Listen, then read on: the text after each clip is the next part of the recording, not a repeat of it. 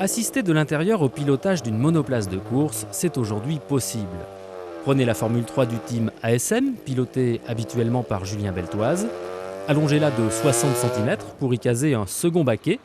Vous obtenez alors une monoplace biplace, presque aussi efficace que la version une place.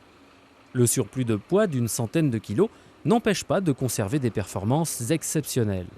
À bord de la Formule 3 biplace, on arrive à talonner la véritable version de course de 3 ou 4 secondes. Au volant de la première Formule 3 au monde à 2 baquets, les frères Beltoise se sont relayés et sans doute pour s'impressionner mutuellement, se sont déchaînés.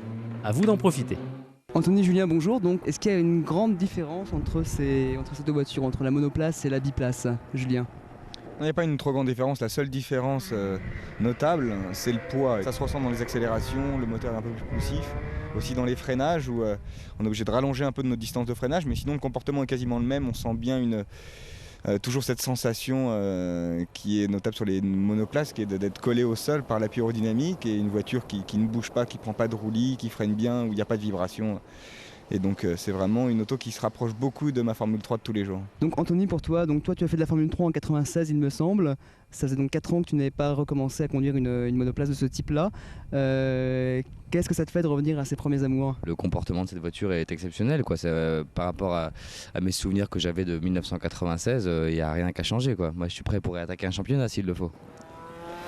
Ça c'est en tant que conducteur, en tant que passager. Ça va être bizarre d'être derrière un conducteur et d'être derrière son frère en plus.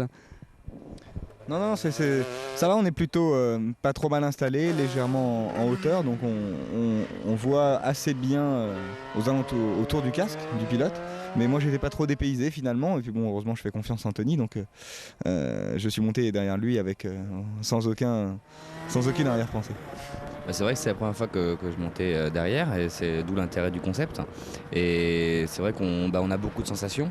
On ressent toutes les vibrations, le freinage, on a la tête qui part en avant, l'accélération, on a la tête qui part en arrière, dans les virages sur les côtés.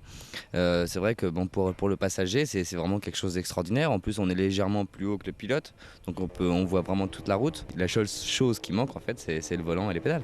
Mais on y est, quoi. En termes donc de performance, c'est une voiture qui a des performances très spectaculaires. Vous montez à combien en ligne droite ? Ce qu'il faut savoir, c'est que c'est clair que c'est une voiture qui a des performances extraordinaires par rapport aux autres voitures, et même par rapport à la monoplace qui est la Formule 3. Ce qui peut aller plus vite ici, ce sera une Formule 3000, une F3 monoplace et non pas biplace, et une F1.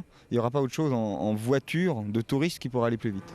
On doit atteindre 230-235 en bout de ligne droite. Maintenant, même les F3 que je conduis arrivent à 230-235.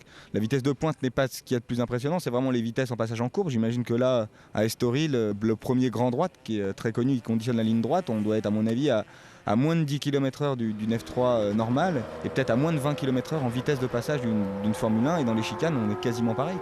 Anthony, Julien, merci beaucoup pour tout. Et puis je vous dis au prochain essai débridé des frères Beltoise le mois prochain dans Autolive. À bientôt.